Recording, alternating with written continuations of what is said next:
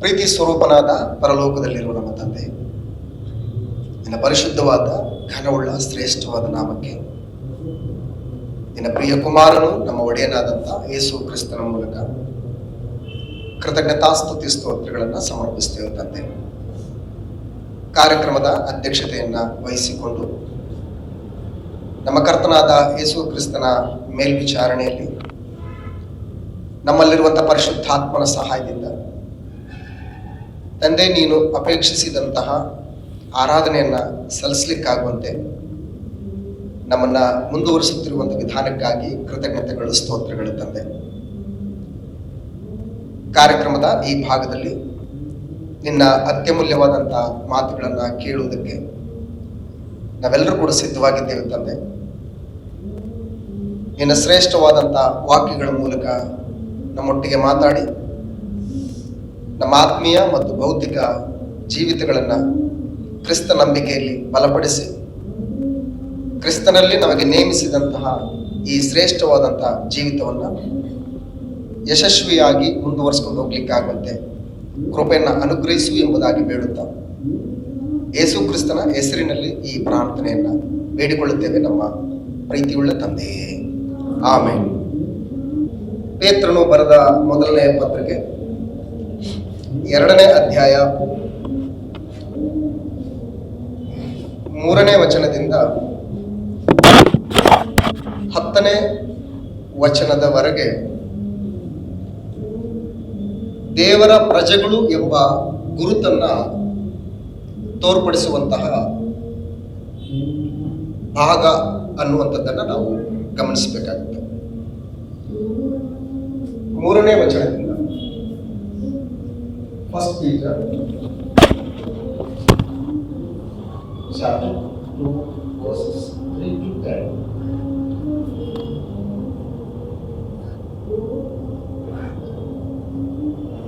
ದೇವರ ಪ್ರಜೆಗಳು ಎಂಬ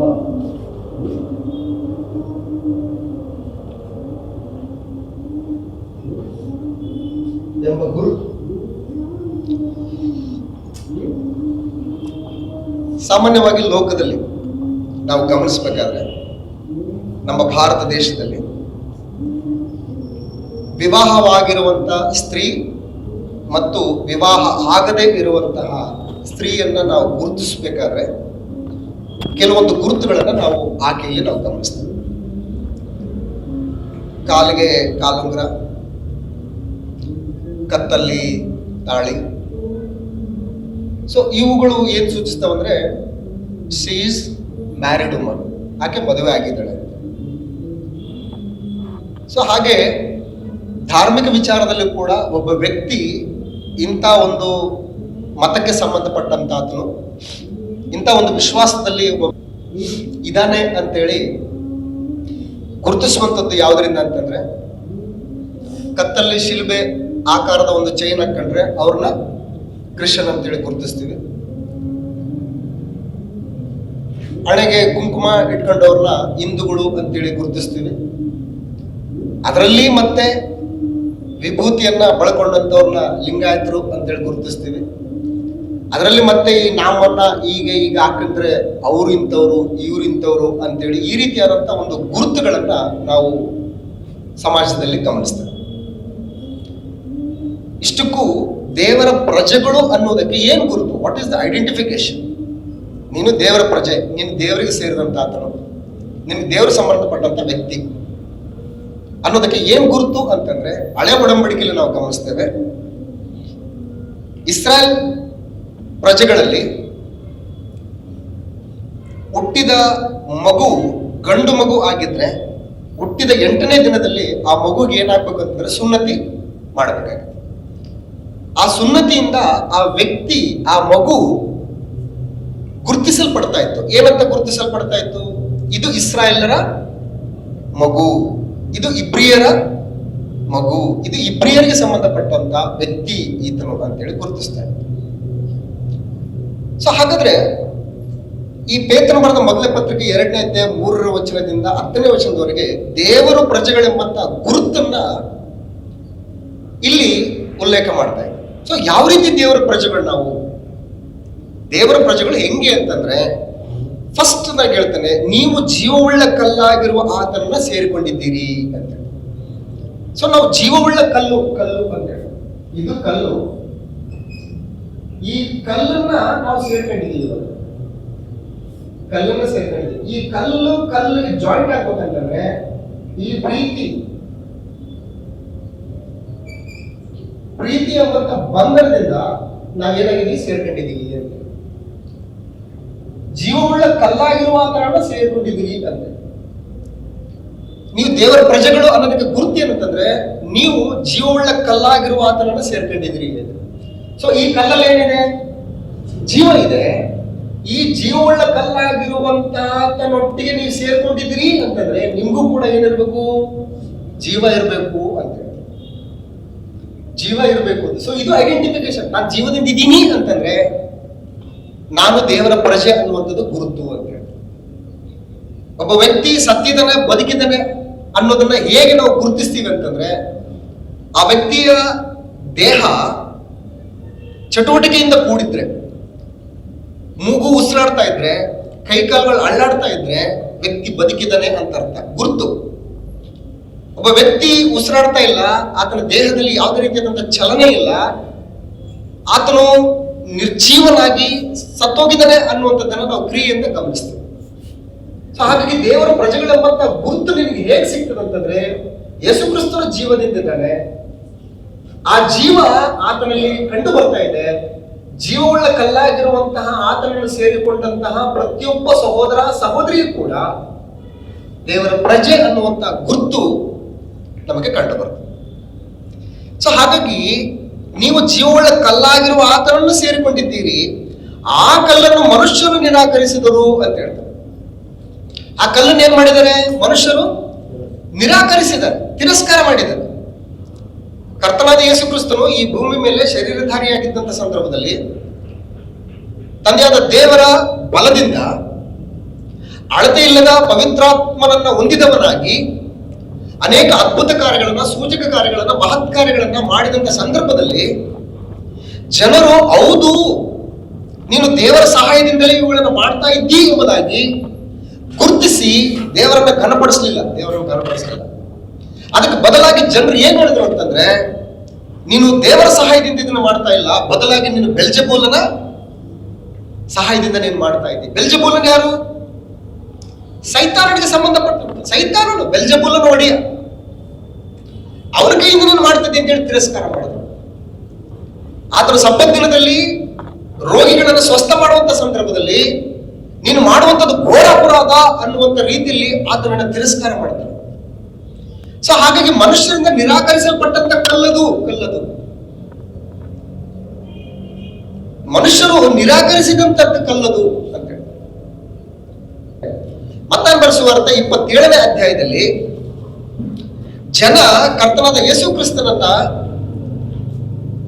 ದೇವರಿಂದ ಕಳುಹಿಸಲ್ಪಟ್ಟಂತಹ ಮೆಸ್ಸಿಯನೆಂಬುದಾಗಿ ಗುರುತಿಸದೆ ಆತನನ್ನ ತಮ್ಮ ಒಡೆಯನೆಂಬುದಾಗಿ ಅಂಗೀಕರಿಸಿಕೊಳ್ಳದೆ ಆತನನ್ನ ಬಹಳ ಕಠಿಣವಾಗಿ ವಿರೋಧಿಸಿದ್ದನ್ನ ನಾವು ಗ್ರಂಥದಲ್ಲಿ ಗಮನಿಸ್ತೇವೆ. ಮತ್ತಾಯ ಬರೆಸುವಾರ್ತೆ 27ನೇ ಅಧ್ಯಾಯದಲ್ಲಿ ಪಿಲಾತನ ಸನ್ನಿಧಾನದಲ್ಲಿ ಕರ್ತನಾದ ಯೇಸು ಕ್ರಿಸ್ತನು ನಿಂತ ಸಂದರ್ಭದಲ್ಲಿ ಪಿಲಾತನ ಹೇಳ್ತಾನೆ, ಈತನಲ್ಲಿ ನಾನು ಶಿಲುಬೆಗೆ ಹಾಕಿಸುವಂತಹ ಮರಣದಂಡನೆಗೆ ಒಪ್ಪಿಸುವಂತಹ ಅಪರಾಧ ಏನು ನಾನು ಕಾಣ್ತಾ ಇಲ್ಲ ಅಂತೇಳಿ ಇಸ್ರಾಯೇಲ್ ಪ್ರಜೆಗಳಿಗೆ ಹೇಳಿದಾಗ, ಇಸ್ರಾಯೇಲ್ ಪ್ರಜೆಗಳು ಏನ್ ಹೇಳ್ತಾರೆ ಅಂತಂದ್ರೆ, ಅದೇನು ನಮಗೆ ಗೊತ್ತಿಲ್ಲ, ಒಟ್ಟಲ್ಲಿ ನೀನು ಏನ್ ಮಾಡುವಂತಂದ್ರೆ ಪಿಲಾತ ಈತನನ್ನ ಮರಣದಂಡನೆಗೆ ಒಪ್ಪಿಸು ಅಂತ ಹೇಳ್ತಾರೆ. ಆಗ ಪಿಲಾತನು ಇನ್ನೂ ಒಂದು ಹೆಜ್ಜೆ ಮುಂದೋಗಿ ಈ ಒಂದು ಹಬ್ಬದ ಒಂದು ಸಂದರ್ಭದಲ್ಲಿ ಒಬ್ಬಾತನನ್ನ ಬಿಟ್ಕೊಡ್ಬೇಕಾದಂತ ಒಂದು ನಮ್ಮಲ್ಲಿ ಪದ್ಧತಿ ಇದೆ.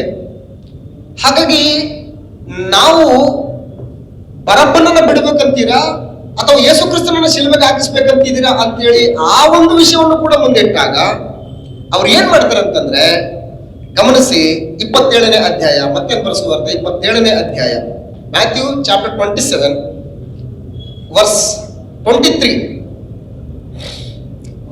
ಅದಕ್ಕವನು ಯಾಕೆ ಕೆಟ್ಟದ್ದೇನು ಮಾಡಿದನು ಅಂದನು. ಅಂದ್ರೆ ಯೇಸು ಕ್ರಿಸ್ತನು ಕೆಟ್ಟದ್ದೇನು ಏನ್ ಮಾಡಿದ್ದಾನೆ, ಈತನ ಶಿಲ್ಬೆಗೆ ಹಾಕ್ಸೋದಕ್ಕೆ ಈತನು ಏನ್ ಪಾಪ ಮಾಡಿದ್ದಾನೆ ಅಂತ ಹೇಳಿ ಕೇಳ್ತಾ ಇದ್ದಾನೆ.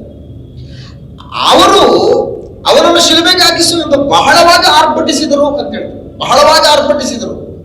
ಆಗ ಪಿಲಾತನು ತನ್ನ ಯತ್ನ ನಡೆಯುವುದಿಲ್ಲ, ಗದ್ದಲ ಮಾತ್ರ ಹೆಚ್ಚಾಗುತ್ತದೆ ಎಂದು ತಿಳಿದು ನೀರು ತಕ್ಕೊಂಡು ಜನರ ಮುಂದೆ ಕೈ ತೊಳಕೊಂಡು, ಈ ಪುರುಷನನ್ನು ಕೊಲ್ಲಿಸಿದ್ದಕ್ಕೆ ನಾನು ಸೇರಿದವನಲ್ಲ, ನೀವೇ ನೋಡಿಕೊಳ್ಳಿರಿ ಅನ್ನಲಾಗಿ ಜನರೆಲ್ಲ ಏನ್ ಹೇಳ್ತಾ ಇದ್ದಾರೆ, ಅವನನ್ನು ಕೊಲ್ಲಿಸಿದ್ದಕ್ಕೆ ನಾವು ನಮ್ಮ ಮಕ್ಕಳು ಉತ್ತರ ಕೊಡುತ್ತೇವೆ ಅಂದರು ಅಂತ ಹೇಳಿದ್ರು. ಆತನನ್ನು ಕೊಲ್ಲಿಸಿದ್ದಕ್ಕೆ ನಾವು ನಮ್ಮ ಮಕ್ಕಳು ಉತ್ತರ ಕೊಡ್ತೀವಿ ಅಂದ್ರೆ ಎಷ್ಟು ನಿರಾಕರಿಸ್ತಾ ಇದ್ದಾರೆ ಯೇಸು ಕ್ರಿಸ್ತನನ್ನ, ಯೇಸು ಕ್ರಿಸ್ತನನ್ನ ಎಷ್ಟೊಂದು ತಿರಸ್ಕಾರ ಮಾಡ್ತಾ ಇದ್ದಾರೆ ಅಂತ.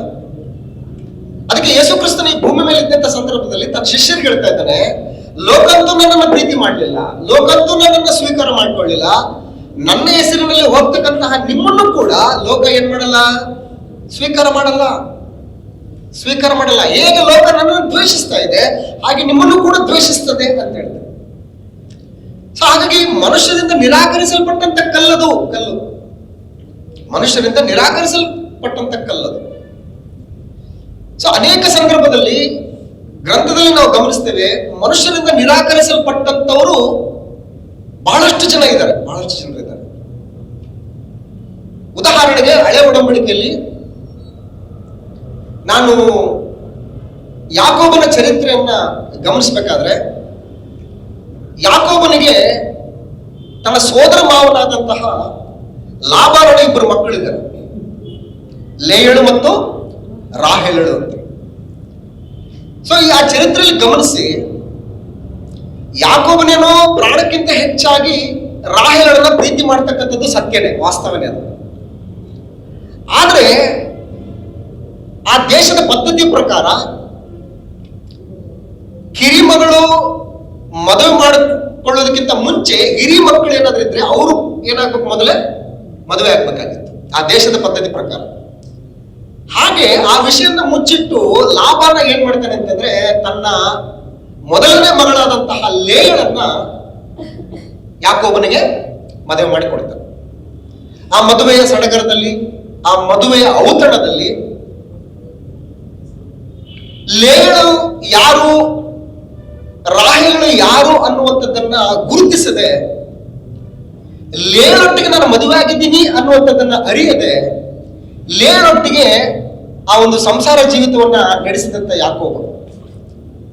ಹಾಗೆ ರಾಹೇಲಳು ಅಲ್ಲ ಅಂತೇಳಿ ಗೊತ್ತಾದಂತ ಸಂದರ್ಭದಲ್ಲಿ ಆತನು ಬಹಳ ಬೇಜಾರು ಮಾಡ್ಕೊಂಡು, ಕೋಪ ಮಾಡ್ಕೊಂಡು ತನ್ನ ಮಾವನ ಬಳಿಗೆ ಬಂದು, ಏನ್ ಮಾವ ನೀನು ಇದು ಮಾಡಿದ್ದೆ, ನೀನು ಏನ್ ಮಾಡಿದ್ದೀನಿ ಅಂತ ಕೇಳ್ತಾರೆ. ಸೊ ಆ ಸಂದರ್ಭದಲ್ಲಿ ಗಮನಿಸಿ, ಯಾಕೋಬ ಲೇಯಳನ್ನ ಪ್ರೀತಿ ಮಾಡಲಿಲ್ಲ.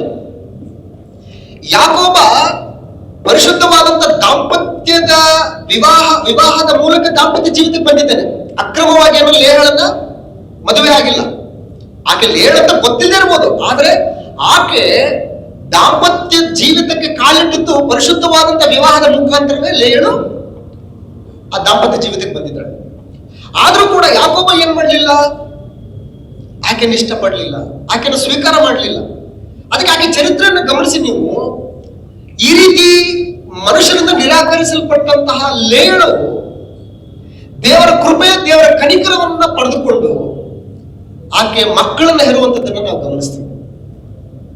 ದೇವರು ಯಾರು ಮನುಷ್ಯರಿಂದ ನಿರಾಕರಿಸಲ್ಪಡ್ತಾರೋ ಅವ್ರ ಪಕ್ಷವಾಗಿ ನಾನಿದ್ದೀನಿ ಅಂತ ಹೇಳಿ ದೇವರು ಬರ್ತಾ ಇದ್ದಾರೆ. ಮನುಷ್ಯರಿಂದ ನಿರಾಕರಿಸಲ್ಪಟ್ಟರು ಕೂಡ ದೇವರು ಅವ್ರ ಪಕ್ಷವಾಗಿರ್ತಾರೆ ಅನ್ನೋದಕ್ಕೆ ಲೇಯಳ ಬದುಕು ನಮಗೆ ಸ್ಫೂರ್ತಿಯನ್ನು ನೀಡುತ್ತದೆ.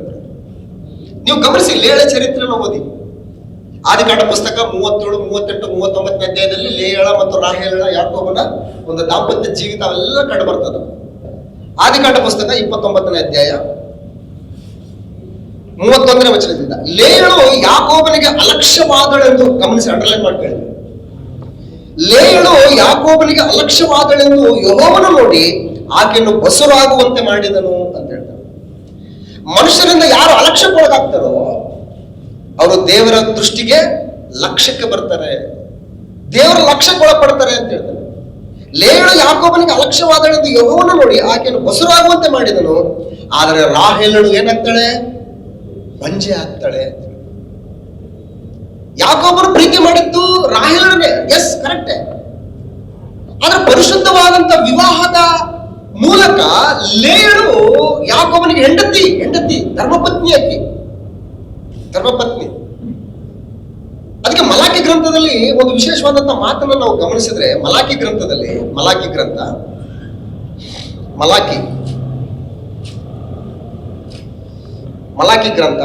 2ನೇ ಅಧ್ಯಾಯ 14ನೇ ವಚನದಲ್ಲಿ, ಮಲಾಕಿ 2ನೇ ಅಧ್ಯಾಯ 14ನೇ ವಚನದಲ್ಲಿ, ನಿನಗೂ ನಿನ್ನ ಯೌವನದ ಹೆಂಡತಿಗೂ ಆದ ಒಡಂಬಡಿಕೆಗೆ ಯಾರು ಸಾಕ್ಷಿ? ಯೆಹೋವನೇ ಸಾಕ್ಷಿಯಾಗಿದ್ದಾನಲ್ಲ. ನಿನ್ನ ಸಹಚಾರಿಣಿಯು ನಿನ್ನ ಒಡಂಬಡಿಕೆಯ ಪತ್ನಿಯೂ ಆದ ಆಕೆಗೆ ದ್ರೋಹ ಮಾಡಿದ್ದಿ, ಪರಮಾತ್ಮಾಂಶನಾದ ಯಾವನೂ ಹೀಗೆ ಮಾಡಲಿಲ್ಲ ಅಂತ ಹೇಳಿದ್ರು. ಅಂದ್ರೆ ನಿನ್ನ ಯೌವನದ ಹೆಂಡತಿಗೆ ಮತ್ತು ನಿನಗೂ ಆದಂತ ಒಡಂಬಡಿಕೆಗೆ ಸಾಕ್ಷಿ ಯಾರು? ದೇವರ ಸಾಕ್ಷಿ. ಸೊ ಹಾಗಾಗಿ ಆಕೆ ಪರಿಶುದ್ಧವಾದಂತ ವಿವಾಹದ ಮೂಲಕ ಯಾಕೋಬನಿಗೆ ಧರ್ಮಪತ್ನಿ ಆಗಿದ್ದಾಳೆ. ಗಂಡನು ಹೆಂಡತಿಗೆ ಸಲ್ಲಿಸತಕ್ಕದ್ದನ್ನ ಸಲ್ಲಿಸಬೇಕು, ಹೆಂಡತಿ ಗಂಡನಿಗೆ ಸಲ್ಲಿಸತಕ್ಕದ್ದನ್ನ ಸಲ್ಲಿಸಬೇಕು. ಇದು ಧರ್ಮ. ಆದ್ರೆ ಇಲ್ಲಿ ಯಾಕೋಬನಿಗೆ ಅಲಕ್ಷ್ಯವಾದಂತಹ ಲೇಯಳನ್ನ ಯೆಹೋವನು ನೋಡಿ ಆಕೆಯನ್ನು ಬಸರಾಗುವಂತೆ ಮಾಡಿ ಆಕೆ ಎಡೆಗೆ ಕೃಪೆಯನ್ನು ತೋರಿಸ್ತಾನೆ ದೇವರು. ಹಾಗಾಗಿ ಮನುಷ್ಯರಿಂದ ನಿರಾಕರಿಸಲ್ಪಟ್ಟಂತಹ, ಮನುಷ್ಯರಿಂದ ಅಲಕ್ಷ್ಯಕ್ಕೊಳಗಾದಂತವರನ್ನ ದೇವರ ಲಕ್ಷ್ಯಕ್ಕೆ ತಂದುಕೊಳ್ತಾನೆ. ಅದಕ್ಕೆ ಮನುಷ್ಯರು ನಿರಾಕರಿಸಲ್ಪಟ್ಟಂತಹ ಕಲ್ಲು, ಮನುಷ್ಯರಿಂದ ತಿರಸ್ಕರಿಸಲ್ಪಟ್ಟಂತ ಕಲ್ಲು, ಅದು ದೇವರ ದೃಷ್ಟಿಯಲ್ಲಿ ಮುಖ್ಯವಾದ ಮೂಲೆಗಲ್ಲದು. ಅದಕ್ಕೆ ನಮ್ಮನ್ನ ಯಾರಾದ್ರೂ ದ್ವೇಷಿಸ್ತಾರೆ, ಯಾರಾದ್ರೂ ತಿರಸ್ಕರಿಸ್ತಾರೆ ಅಂತಂದ್ರೆ ಚಿಂತೆ ಮಾಡಬೇಡಿ. ದೇವರು ನಮ್ಮನ್ನ ಲಕ್ಷಿಸ್ತಾ ಇದ್ದಾನೆ, ದೇವರು ನಮ್ಮನ್ನು ಗಮನಿಸ್ತಾ ಇದ್ದಾನೆ, ದೇವರು ನಮ್ಮ ಪರವಾಗಿದ್ದಾನೆ. ಅದಕ್ಕೆ ಮತ್ತಾಯನ ಬರೆದ ಸುವಾರ್ತೆ 6ನೇ ಅಧ್ಯಾಯದಲ್ಲಿ ಕರ್ತನಾದ ಯೇಸು ಕ್ರಿಸ್ತನು ಹೇಳ್ತಕ್ಕಂಥ ಪರ್ವತ ಪ್ರಸಂಗದಲ್ಲಿನ ವಿಶೇಷವಾದಂತ ಮಾತು. ಮತ್ತಾಯನ ಬರೆದ ಸುವಾರ್ತೆ 5ನೇ ಅಧ್ಯಾಯ 10ನೇ ವಚನದಲ್ಲಿ, ನೀತಿಯ ನಿಮಿತ್ತವಾಗಿ ಹಿಂಸೆಯನ್ನು ತಾಳಿಕೊಳ್ಳುವವರು ಧನ್ಯರು, ಪರಲೋಕ ರಾಜ್ಯವು ಅವರದು. ನನ್ನ ನಿಮಿತ್ತವಾಗಿ ಜನರು ನಿಮ್ಮನ್ನು ನಿಂದಿಸಿ ಹಿಂಸೆಪಡಿಸಿ ನಿಮ್ಮ ಮೇಲೆ ಕೆಟ್ಟ ಮಾತುಗಳನ್ನು ಸುಳ್ಳಾಗಿ ವರಿಸಿದರೆ ನೀವು ಧನ್ಯರು, ಸಂತೋಷ ಪಡಿರಿ, ಉಲ್ಲಾಸ ಪಡಿರಿ, ಪರಲೋಕದಲ್ಲಿ ನಿಮಗೆ ಬಹಳ ಫಲ ಸಿಕ್ಕುವುದು ಅಂತ ಹೇಳ್ತಾರೆ. ಹಾಗಾಗಿ ಮನುಷ್ಯರಿಂದ ನಿರಾಕರಿಸಲ್ಪಟ್ಟಂತ ಕಲ್ಲು ಅದು ದೇವರಿಂದ ಮಾನ್ಯವಾದಂತ ಕಲ್ಲು, ದೇವರು ಮೆಚ್ಚಿದಂತ ಕಲ್ಲದು, ದೇವರು ಇಷ್ಟಪಟ್ಟಂತ ಕಲ್ಲದು. ಮನುಷ್ಯನ ಅಲಕ್ಷ್ಯಕ್ಕೆ ಒಳಗಾದಂತಹ ಪ್ರತಿಯೊಬ್ಬ ವ್ಯಕ್ತಿಯೂ ಕೂಡ ಅದು ದೇವರ ದೃಷ್ಟಿಯಲ್ಲಿ ಬಹಳ ಶ್ರೇಷ್ಠವಾದಂತಹ ಒಂದು ಸ್ಥಾನವನ್ನು ಹೊಂದ್ಕೊಳ್ತಾನೆ. ಲೇಯಳ ವಂಶದಲ್ಲಿ, ಲೇಯಳ ಮಕ್ಕಳಲ್ಲಿ ಒಬ್ಬ ಮಗ ಯಾರು ಅಂತಂದ್ರೆ ಯಹೂದ. ಆ ಯಹೂದನ ಸಂತತಿಯಿಂದಲೇ ಯಾರು ಬರ್ಬೇಕು? ಯೇಸು ಕ್ರಿಸ್ತನ್ ಬರ್ಬೇಕು. ದೇವರು ಎಷ್ಟೊಂದು ಮಟ್ಟಿಗೆ ಲೇಯಳನ ಆಶೀರ್ವಾದ ಮಾಡಿದ ಲೆಕ್ಕ. ಯಾಕಷ್ಟು ಆಶೀರ್ವಾದ ಮಾಡಿದಾನೆ ಅಂತಂದ್ರೆ, ಮನುಷ್ಯರಿಂದ ನಿರಾಕರಣೆಗೆ ಒಳಗಾದಂತಹ ಯಾರೇ ಆಗಲಿ ದೇವರು ಬಿಟ್ಕೊಡಲ್ಲ. ಇವತ್ತು ತಾತ್ಕಾಲಿಕವಾಗಿ ನಮ್ಗೆ ಲೋಕದಿಂದ ಒಂದು ತಿರಸ್ಕಾರ ಇರ್ಬೋದು, ಒಂದು ತೆಗಳಿಕೆ ಇರ್ಬೋದು, ಲೋಕ ನಮ್ಮನ್ನು ಅಸಹ್ಯ ಪಟ್ಕೊಳ್ಬೋದು. ಆದರೆ ದೇವರ ದೃಷ್ಟಿಯಲ್ಲಿ ನಾವು ಬಹಳ ಶ್ರೇಷ್ಠರು. ಅದಕ್ಕೆ ಪೇತ್ರನ ಪತ್ರಿಕೆಯಲ್ಲಿ ಪೇತ್ರ ಬಹಳ ಚಂದವಾಗಿ ಹೇಳ್ತಾ ಇದ್ದಾನೆ ಅಲ್ಲಿರ್ತಕ್ಕಂಥ ಕ್ರೈಸ್ತರಿಗೆ, ನೀವು ಜೀವವುಳ್ಳ ಕಲ್ಲಾಗಿರುವ ಆತನನ್ನು ಸೇರಿಕೊಂಡಿದ್ದೀರಿ. ಆ ಕಲ್ಲನ್ನು ಮನುಷ್ಯರು ನಿರಾಕರಿಸಿದರೂ ದೇವರದನ್ನು ಆಯಲ್ಪಟ್ಟದ್ದು ಮಾನ್ಯವಾದದ್ದು ಅಂತ ಎಣಿಸಿದನು ಅಂತ ಹೇಳ್ತಾರೆ. ದೇವರದನ್ನ ಆಯಲ್ಪಟ್ಟದ್ದು ಮಾನ್ಯವಾದದ್ದು, ದೇವರು ಆರಿಸ್ಕೊಂಡಿದ್ದಾನೆ. ಅದಕ್ಕೆ ನಾವು ಯೆಶಾಯನ ಗ್ರಂಥ 28ನೇ ಅಧ್ಯಾಯ 16ನೇ ವಚನದಲ್ಲಿ ಈ ಪ್ರವಾದನೆ ಮಾತನ್ನು ನೋಡ್ತೀವಿ ನಾವು. ಯೆಶಾಯನ ಗ್ರಂಥ 28ನೇ ಅಧ್ಯಾಯ 16ನೇ ವಚನದಲ್ಲಿ, ಯೆಶಾಯನ ಗ್ರಂಥ 28ನೇ ಅಧ್ಯಾಯ, ಕರ್ತನಾದ ಯೆಹೋವನು ಹೀಗೆ ಹೇಳುತ್ತಾನೆ, ಇಗೋ ಪರೀಕ್ಷಿತವಾಗಿಯೂ ಮಾನ್ಯವಾಗಿಯೂ ಇರುವ ಮೂಲೆಗಲ್ಲನ್ನು ಚಿಯೋನಿನಲ್ಲಿ ಸ್ಥಿರವಾದ ಅಸ್ಥಿವಾರವನ್ನಾಗಿ ಇಡುತ್ತೇನೆ ಅಂತ ಹೇಳ್ತಾನೆ. ಎಂತ ಅಸ್ಥಿವಾರ ಅದು? ಸ್ಥಿರವಾದ ಅಸ್ಥಿವಾರ ಅದು, ಕದಲಲಾರದಂತ ಅಸ್ಥಿವಾರ ಅದು, ಅಂತ ಬುನಾದಿ ಅದು. ಅಂತದ್ದನ್ನ ನಾನು ಇಡ್ತೀನಿ.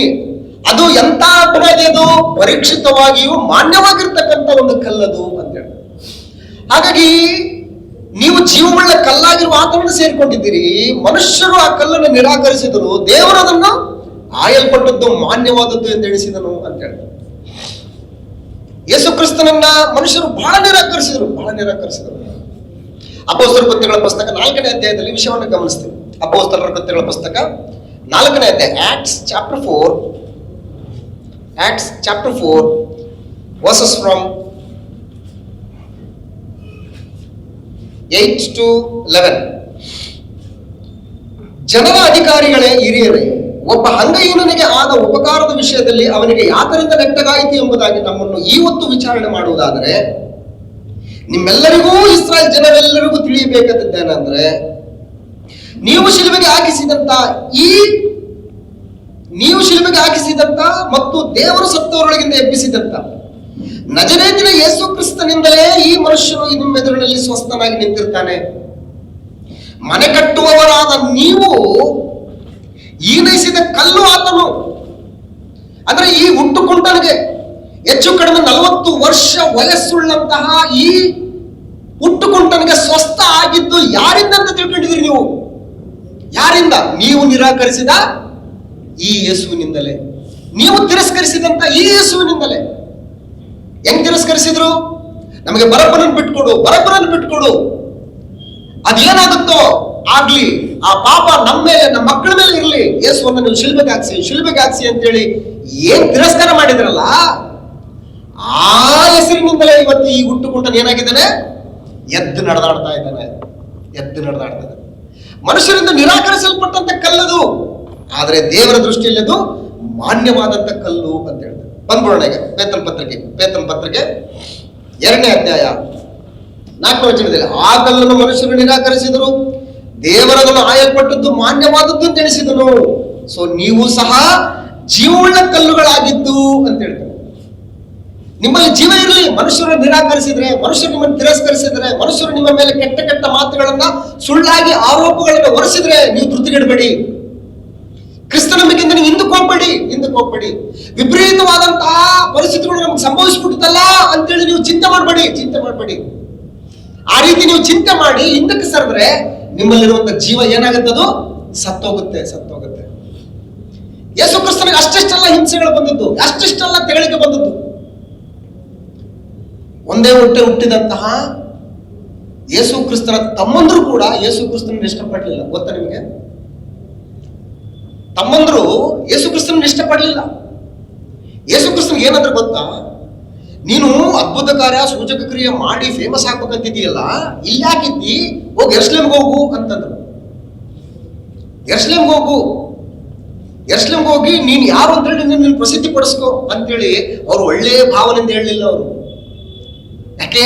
ಅಲ್ಲಿ ನಿನಗೆ ಹಿಂಸೆಗಳು ಕಾದ್ಕೊಂಡಿದ್ದಾವೆ, ಅಲ್ಲಿ ನಿನಗೆ ಮರಣ ದಂಡನೆ ಆಗ್ಲಿಕ್ಕಿದೆ, ಅಲ್ಲಿ ನಿನಗೋಸ್ಕರ ಕಾದ್ಕೊಂಡಿದ್ದಾರೆ ಅಲ್ಲಿ ಅಂತೇಳಿ, ಹೋಗಿ ನೀನು ಬೇಗ ಹೋಗಿ ನೀನು ಸತ್ತೋಗು ಅನ್ನೋಂಥ ರೀತಿಯಲ್ಲಿ ಮಾತಾಡ್ತಾ ಇದ್ದಾರೆ.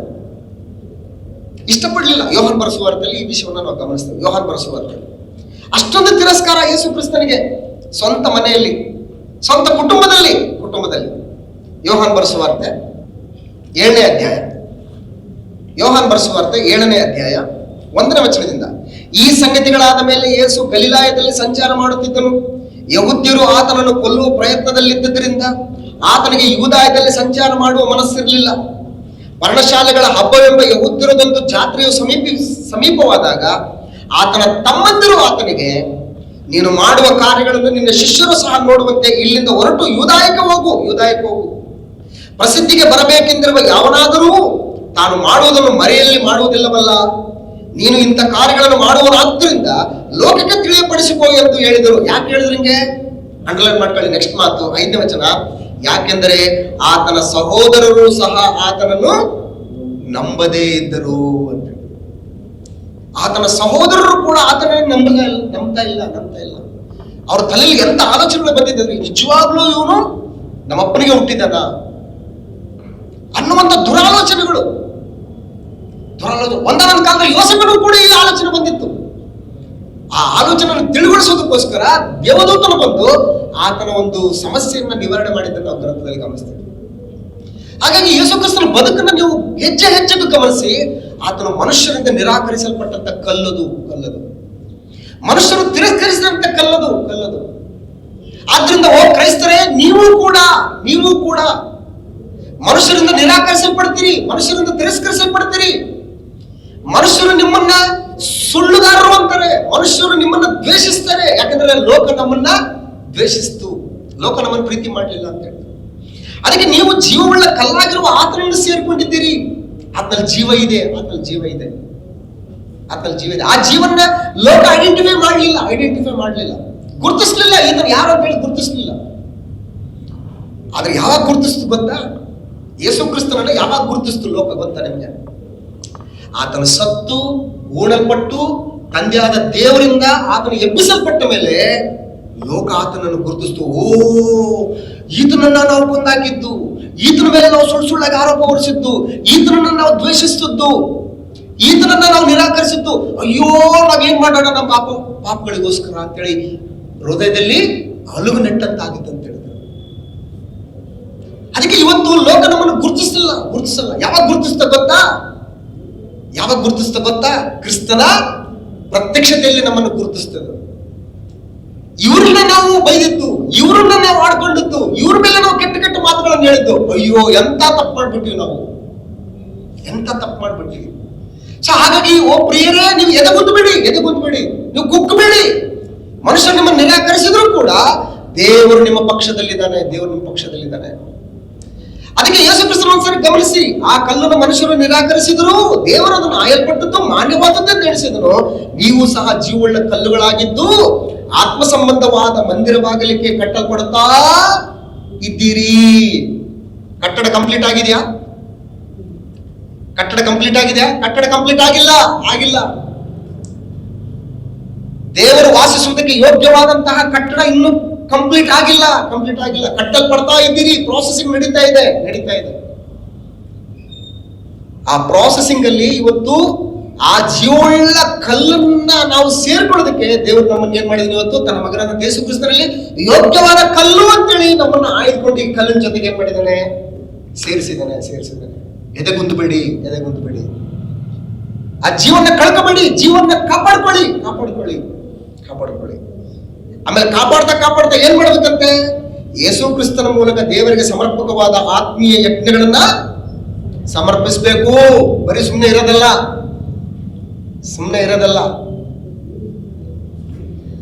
ಮಾರ್ಕೆಟ್ ಇಂದ ಯಾವುದೋ ಒಂದು ವಸ್ತುನ ತಗೊಂಡ್ ಬರ್ತೀವಿ ಅಂತ ಸುಮ್ಮನೆ ಇಡಕ್ ತಗೊಂಬರಲ್ಲ. ಅದನ್ನ ಸುಮ್ಮನೆ ಇಡಕ್ ತಗೊಂಡ್ ಒಂದ್ ವೇಳೆ ಇಡಕ್ ತಗೊಂಬಂದ್ರು ಕೂಡ ಅದೇನ್ ಮಾಡ್ಬೇಕದು? ಜನರ ಒಂದು ಮನಸ್ಸಿಗೆ ಆನಂದ ನೀಡೋದಕ್ಕೆ ಶೋಕೇಸ್ ಅಲ್ಲಾದ್ರೂ ಕೂಡ ತನ್ನ ಒಂದು ಕೆಲಸ ಮಾಡ್ಲೇಬೇಕದು.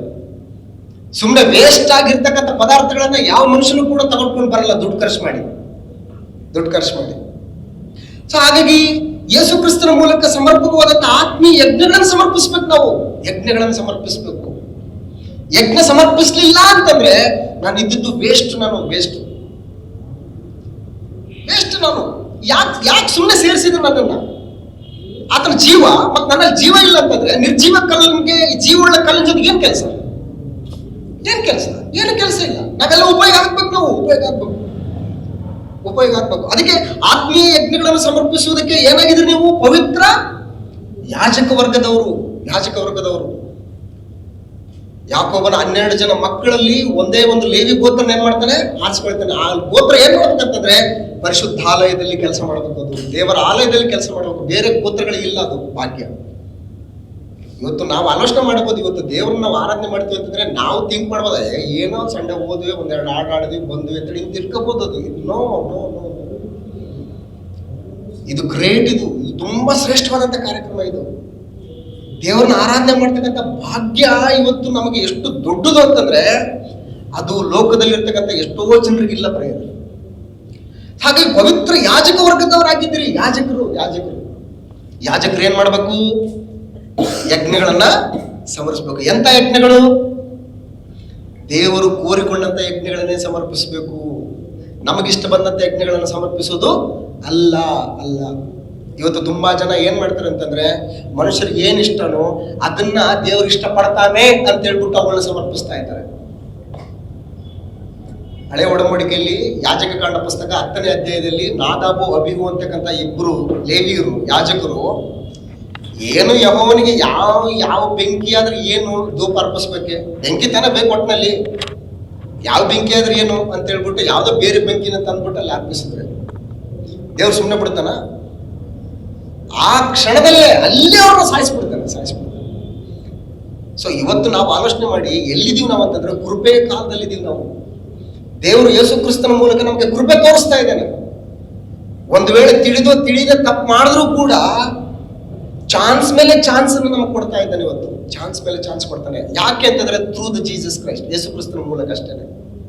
ಹಾಗಾಗಿ ಪವಿತ್ರ ಯಾಜಕ ವರ್ಗದವರಾಗಿದ್ದೀರಿ ಅಂತೇಳಿ ಈ ಯಾಜಕ ವರ್ಗದವರು ಆಗಿರೋದಕ್ಕೆ ಕಾರಣ ಏನು ಅನ್ನೋದಕ್ಕೆ ಮತ್ತೆ ವಚನ ಯೆಶಾಯನ ಬರೆದ ಪ್ರವಾದನ ಗ್ರಂಥನೇ ಅಲ್ಲಿರ್ತಕ್ಕಂಥ ಪ್ರವಾದನೆ ಕೋಟನ್ನು ಮಾಡ್ತಾನೆ. ಮಾಡ್ಬಿಟ್ಟು ಏನ್ ಮಾಡ್ತಾನೆ ಅಂತಂದ್ರೆ, ಈಗ ಚೀಯೋನಿನಲ್ಲಿ ಮೂಲೆಗಳನ್ನು ನೀಡುತ್ತೇನೆ, ಅದು ಆಯಲ್ಪಟ್ಟದ್ದು ಮಾನ್ಯವಾದದ್ದು, ಅದರ ಮೇಲೆ ನಂಬಿಕೆ ಇಡುವವನು ಆಶಾಭಂಗ ಪಡುವುದೇ ಇಲ್ಲ. ಯೇಸು ಕ್ರಿಸ್ತನ ಮೇಲೆ ನೀವು ನಂಬಿಕೆ ಇಟ್ಟರೆ ಯಾವತ್ತೂ ಕೂಡ ನೀವು ಆಶಾಭಂಗ ಪಡೋದಿಲ್ಲ. ಅಯ್ಯೋ ನಾನು ನಂಬಿಕೆ ಇಟ್ಟು ದೊಡ್ಡ ತಪ್ಪು ಮಾಡಿದೆ ಅನ್ನುವಂತ ಮಾತನ್ನ ಹೇಳೋದೇ ಇಲ್ಲ. ನೀವು ಹೇಳೋದಿಲ್ಲ. ಯಾಕೆಂತಂದ್ರೆ ಆ ಕಲ್ಲು ಯಾರಿಂದ ನೇಮಕವಾದಂತ ಕಲ್ಲದು?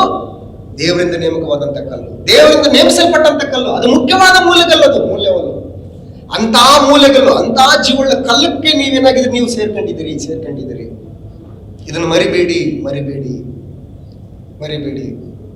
ಅಂತ ಹೇಳ್ತಾ ಗ್ರಂಥಕರ್ತನ ಏನ್ ಹೇಳ್ತಾನೆ ಅಂತಂದ್ರೆ, ಮುಂದೆ ಮನೆ ಕಟ್ಟುವವರು ಬೇಡವೆಂದು ಬಿಟ್ಟ ಕಲ್ಲೇ ಮುಖ್ಯವಾದ ಮೂಲೆಗಾಯಿತು ಅಂತಲೂ, ಅದು ಎಡುವ ಕಲ್ಲು ಮುಗ್ಗರಿಸುವ ಬಂಡೆ ಅಂತಲೂ ಬರೆದಿರುವ ಮಾತು ಸರಿ ಬೀಳ್ತದೆ. ಅದು ಎಡುವ ಕಲ್ಲು, ಮುಗ್ಗರಿಸುವ ಬಂಡೆ. ಅದು ಎಡುವ ಕಲ್ಲು ಎಡುವುದ್ರೆ ಏನಾಗುತ್ತೆ? ಮುಗ್ಗರಿಸಿ ಬಿದ್ದ್ಬಿಡ್ತೀವಿ. ಚಿಕ್ಕವರಿದ್ದಾಗ ನೀವು ಎಷ್ಟು ಸರಿ ಎಡು ಬಿದ್ದಿದ್ರೆ ಗೊತ್ತಿಲ್ಲ. ನಾನಂತೂ ಬಹಳಷ್ಟು ಸರಿ ಎಡು ಬಿದ್ದುಬಿಟ್ಟಿದೆ. ಮೂಗ ಒಡೆದೋಗಿದೆ, ಇಲ್ಲೇ ಒಡೆದೋಗಿದೆ, ಏನೇನೋ ಮೊಳಕಾಲು ಒಡೆದೋಗಿದೆ ಬಿದ್ದು. ಅಷ್ಟು ಪೆಟ್ಟುಗಳು, ಅಷ್ಟು ಗಾಳಿ, ಎಡು ಬಿದ್ದಿದ್ದು. ಅದಕ್ಕೆ ಯೂದ ಪತ್ರಿಕೆಯಲ್ಲಿ ಒಂದು ಮಾತು ಹೇಳ್ತಾನೆ ನೋಡಿ, ಏನಂತ, ಎಡವಿ ಬೀಳದಂತೆ ಅಂತ ಹೇಳ್ಬಿಟ್ಟು ಒಂದು ವಚನ ಬಳಸ್ತಾನೆ. ಯೂದ ಪತ್ರಿಕೆ 24ನೇ ವಚನದಲ್ಲಿ ಯೂದ ಪತ್ರಿಕೆ 24ನೇ ವಚನ, ಎಡವಿ ಬೀಳದಂತೆ ನಿಮ್ಮನ್ನು ಕಾಪಾಡುವುದಕ್ಕೂ ಅಂತ ಹೇಳ್ತಾನೆ. ಎಡವಿ ಬೀಳದಂತೆ ನಿಮ್ಮನ್ನು ಕಾಪಾಡುವುದಕ್ಕೂ ಅಂದ್ರೆ ಈ ಕಲ್ಲು ಎಷ್ಟೋ ಜನರು ಏನ್ ಮಾಡ್ತಾರೆ, ಈ ಕಲ್ಲನ್ನ ಎಡು ಬೀಳ್ತಾರೆ. ಈ ಕಲ್ಲಿಗೆ ಎಡು ಬೀಳ್ತಾರೆ ಅಂತಂದ್ರೆ ಈ ಕಲ್ಲನ್ನ ತಿರಸ್ಕಾರ ಮಾಡ್ತಾರೆ ಅಂತ ಅರ್ಥ. ಏನು ಅಂತೇಳಿ ತಿರಸ್ಕಾರ ಮಾಡ್ತಾರೆ. ಆ ಕಲ್ಲು ಎಂತದ್ದು ಅಂತಂದ್ರೆ ಅದು ಎಡುವ ಕಲ್ಲು, ಮುಗ್ಗರಿಸುವ ಬಂಡೆ. ಅದು ಒಂದು ವೇಳೆ ನೀನು ಅದನ್ನ ನಿರ್ಲಕ್ಷ್ಯ ಮಾಡಿ ಅದನ್ನ ನಿಮ್ಗೆ ತಾತ್ಸಾರ ಮಾಡಿದ್ರೆ ನೀನು ಮುಗ್ಗರಿಸ್ಬಿಡ್ತೀಯ. ಮತ್ತೆ ಹೇಳೋದಿಲ್ಲ ಜನ್ಮದಲ್ಲಿ. ನೀನು ಶಾಶ್ವತವಾದಂತಹ ಅಗ್ನಿ ನರಕದಲ್ಲಿ ವಿಲ ಅಂತ ಒದ್ದಾಡಬೇಕಾದಂತ ಪರಿಸ್ಥಿತಿ ಬರ್ತದೆ. ಅದು ಮುಗ್ಗರಿಸುವ ಬಂಡೆ, ಅದು ಎಡುವ ಕಲ್ಲು. ಸೊ ಹಾಗಾಗಿ ಬಿ ಕೇರ್ಫುಲ್. ಯಾರ ವಿಷಯದಲ್ಲಿ ಮುಗ್ಗರಿಸುವ ಬಂಡೆ, ಎಡುವ ಕಲ್ಲು ಅಂತಂದ್ರೆ ಯಾರು ದೇವರ ವಾಕ್ಯವನ್ನ ನಂಬಲ್ವೋ ಅಂತವರಿಗೆ ಇದು ಎಂತ ಕಲ್ಲಿದು? ಎಡುವ ಕಲ್ಲು, ಮುಗ್ಗರಿಸುವ ಬಂಡೆ. ನಂಬುವವರಿಗೆ ಇದು ಎಂತ ಕಲ್ಲು ಅಂತಂದ್ರೆ ಪ್ರಾಣಕ್ಕೆ ಪ್ರಾಣ ಕೊಡುವಂತ ಕಲ್ಲಿದು, ಜೀವಕ್ಕೆ ಜೀವ ಕೊಡುವಂತ ಕಲ್ಲಿದು. ಹಾಗಾಗಿ ಯಾರು ಇದನ್ನು ತಿರಸ್ಕಾರ ಮಾಡ್ತಾರೋ ಅಂತವರಿಗೆ ಇದು ಎಡುವ ಕಲ್ಲು ಅಂತ ಹೇಳ್ತಾರೆ. ಅಂದ್ರೆ ಈ ಕಲ್ಲಲ್ಲಿ ಒಂದು ಪಾಸಿಟಿವ್ ಇದೆ, ಒಂದು ನೆಗೆಟಿವ್ ಇದೆ. ಸೊ ಹಾಗಾಗಿ ಅನೇಕ ಜನರು ಏನ್ ಮಾಡಿದ್ರು ಅಂತಂದ್ರೆ, ಅಪೊಸ್ತಲರ ಕೃತ್ಯಗಳ ಪುಸ್ತಕ 13ನೇ ಅಧ್ಯಾಯದಲ್ಲಿ ಈ ಕಲ್ಲನ್ನು ನಿರಾಕರಿಸಿದ್ದಾರೆ. ಈ ಕಲ್ಲಿಗೆ ಎಡವು ಬಿದ್ದಿದ್ರೆ ಅವ್ರ ಪರಿಸ್ಥಿತಿ ಹೆಂಗಾಗಿದೆ ಅಂತ ಹೇಳಿ ನೋಡ್ಕೊಂಡು ಮುಂದಕ್ಕೆ ನಾವು ಸಾಗೋಣ. ಅಪೊಸ್ತಲರ ಕೃತ್ಯಗಳ ಪುಸ್ತಕ 13ನೇ ಅಧ್ಯಾಯ ಅಪೊಸ್ತಲರ ಕೃತ್ಯಗಳ ಪುಸ್ತಕ 13ನೇ ಅಧ್ಯಾಯ ವಚನ 44ನೇ ವಚನದಿಂದ ಗಮನಿಸೋಣ. ಇಲ್ಲಿ ಪೌಲ ಬಾರ್ನಬರು ಇಲ್ಲಿ ಏನ್ ಮಾಡ್ತಾ ಇದಾರೆ ಅಂತಂದ್ರೆ ಸುವಾರ್ಥ ಪ್ರಯಾಣದಲ್ಲಿದ್ದಾರೆ. ಸುವಾರ್ಥ ಪ್ರಯಾಣದಲ್ಲಿ ಪಿಸಿದ್ಯ ಮತ್ತು ಅಂತಿಯೋಕ್ಯಕ್ಕೆ ಇವರು ಸುವಾರ್ಥ ಪ್ರಯಾಣದಲ್ಲಿ ಬರ್ತಾ ಇದ್ದಾರೆ. ಬರುವಂತ ಸಂದರ್ಭದಲ್ಲಿ 13ನೇ ಅಧ್ಯಾಯದಲ್ಲಿ ಪೌಲನ ಫಸ್ಟ್ ರೆಕಾರ್ಡೆಡ್ ಮೆಸೇಜ್ ಇದು. ಈ ಮೆಸೇಜ್ ಅಲ್ಲಿ ಹೇಳ್ಬೇಕಾದ್ರೆ 42ನೇ ವಚನದಿಂದ 13ನೇ ಅಧ್ಯಾಯ 42ನೇ ವಚನದಿಂದ, ಪೌಲನು ಬಾರ್ನಬರು ಸಭಾಮಂದಿರವನ್ನು ಬಿಟ್ಟು ಹೋಗುತ್ತಿರುವಾಗ ಜನರು ಈ ಮಾತುಗಳನ್ನು ಬರುವ ಸಬ್ಬತ್ ದಿನದಲ್ಲಿಯೂ ನಮಗೆ ಹೇಳಬೇಕೆಂದು ಕೇಳಿಕೊಂಡರು. ಸಭೆಯು ಮುಗಿದ ತರುವಾಯ ಯಹೂದ್ಯರಲ್ಲಿಯೂ ದೈವಭಕ್ತರಾಗಿದ್ದ ಯಹೂದ್ಯ ಮತಾವಲಂಬಿಗಳಲ್ಲಿಯೂ ಅನೇಕರು ಪೌಲ ಬಾರ್ನಬರನ್ನು ಹಿಂಬಾಲಿಸಿದರು. ಇವರು ಅವರ ಸಂಗಡ ಮಾತಾಡಿ ದೇವರ ಕೃಪಾಶ್ರಯದಲ್ಲಿ ನೆಲೆಗೊಂಡಿರಬೇಕೆಂದು ಅವರನ್ನು ಪ್ರೋತ್ಸಾಹಪಡಿಸಿದರು.